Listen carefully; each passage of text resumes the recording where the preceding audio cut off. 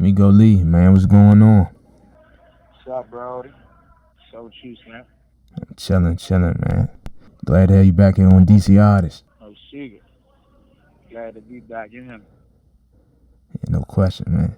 Okay, so since the last time we spoke, quite a lot has changed for you. Do you want to tell the people where you at right now? Shit, currently I'm right here, 1901 D Street. You hear me? DC jail. Okay. And if I'm not mistaken, you've been in there since June 27th. Yeah. We're not going to talk about your case or anything like that, but do you know when your next court date is? Shit, I got a court date right now, October 20th. Little status, man. You hear me? Got some movement, but you know what I mean? That's all right now. Okay. So yeah, as I said, you've been in there since June 27th, so that's about 2 months. Yeah. How has being in there been for you? Shit, I ain't gonna lie, motherfucking. They had us on intake for like 2 weeks. Yeah, we got sent to the hole.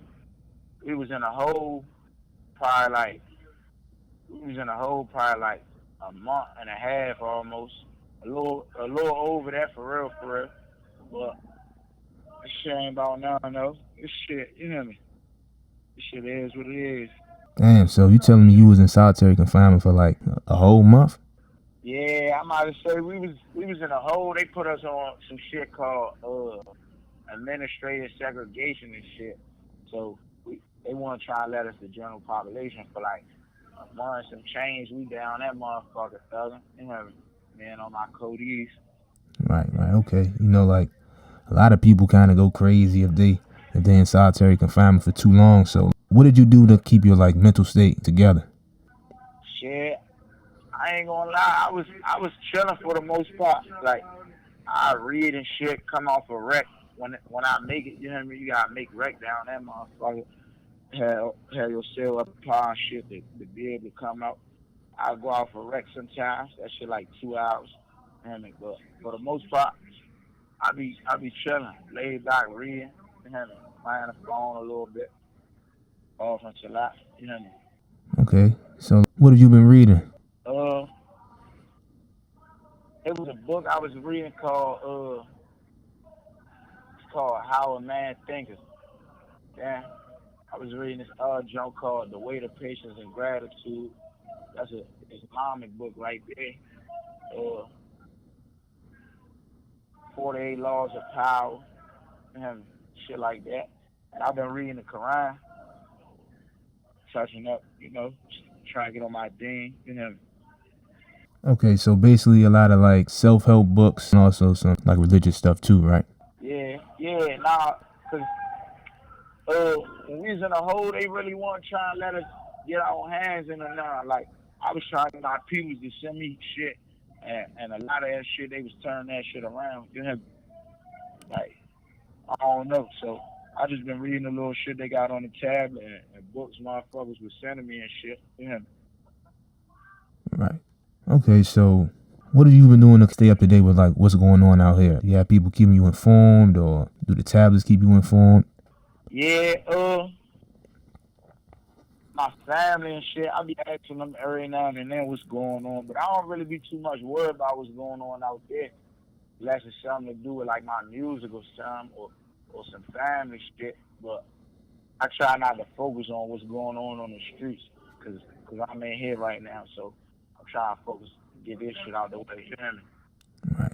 Like you said, currently over to jail right now. So how do you think being locked up has impacted your music career? Shit, I ain't gonna lie. It's just like in my way a lot though, cause it's like since I've been in here, I've been having way more opportunities and shit like on the table.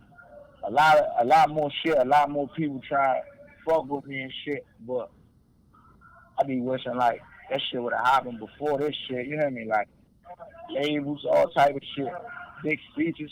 I ain't gonna say no names, but I got big speeches lined up with real, you hear me, mainstream motherfuckers fucking with me and shit. But I can't really do what I want to do because I'm in here. You hear me? I can't just go to the studio and go meet with these labels and shit because I'm in here. So just talking over the phone, even this interview right now, just talking over the phone shit, This shit the only thing I could do for real. You hear me?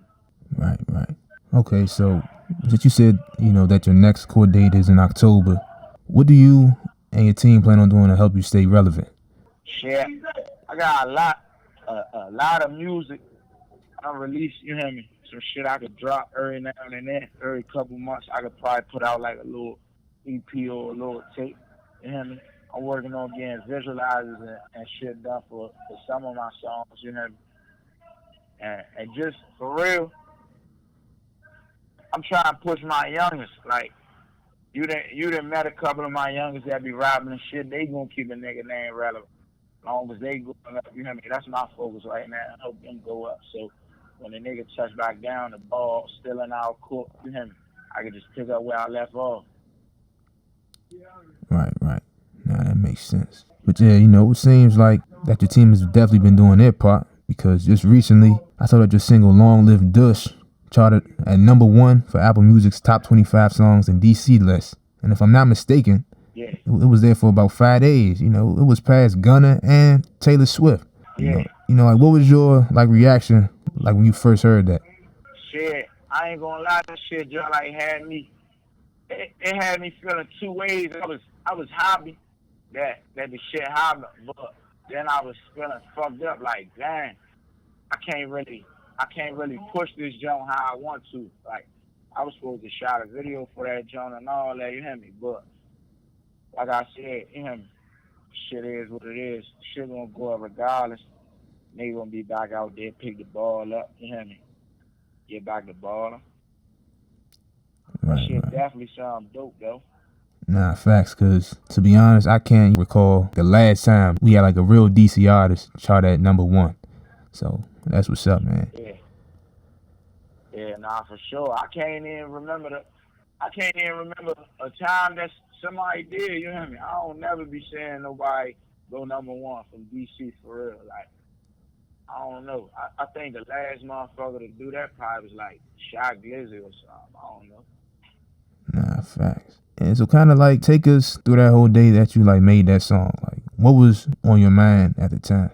Shit, that day, my man Sam, he a producer, SJR2800 on Instagram. He was hitting me up and shit like, yeah, I got this studio, this alias studio, woo woo. They got good quality and shit. I'm trying to work, just push up. He like already booked the session, you hear me? Just push up. So I go, me and Swag, and then we go, you hear me? And he playing beats. So when he playing the beats, it's shit that I ain't used to hearing. Like, I'm feeling like it ain't my style. And then when he played that Long Live Dushy beat, I'm like, I'm fucking with that jump. I tried going there and rap, but I couldn't catch it.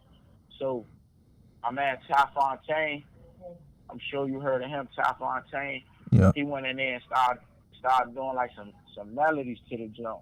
So once he did that, I got the rapping and shit. I'm like, yeah, I'm gonna put this together like this, you know, I'm gonna do something different. I told you in my interview though, my last interview with you, I said I'm about to come different. I told you I was about to come different. That's really how that happened, because when I told you that, I ain't even had a song made at the time. I just knew I was going to try something different soon, and that was one of the ones.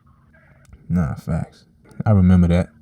And then I think the little intro to the song, it was like a snippet from my last interview. You was like, you trying to change the community. Yeah. Yeah, so yeah, I remember that definitely. Yeah, and I'm still on that. You hear me? I'm still on that. Right, okay. Did you think that song like would blow up like that? Like when you first dropped it? Or when you first made it, I should say? Yeah. When I first made it, nah. I didn't know it was gonna be something big for real until I had went to Atlanta back in June, and I was on live. You have 1 minute remaining. Yeah, I'm about to say when I went to Atlanta, I was in the studio on live playing that jump, and next thing you know, that shit started going viral on TikTok. That's when I knew it was gonna be big. Yeah. Nah, for real. TikTok, Reddit, everybody was talking about it. Yeah. Yeah, nah, for sure. We don't really have that much time, so do you got like any last words like for your fans or for the people out there? Yeah, you hear me? Keep a nigga in y'all prayers, Slim. You hear me? Nigga be home soon. For a nigga blink, you hear me? I'll be back soon. Y'all stay tuned, you hear me? Shout out DC artists. Shout out everybody, you hear me? Shout out the fam. Shield Team 6, you know. We still rolling, you hear me? Appreciate that, Migo. No question.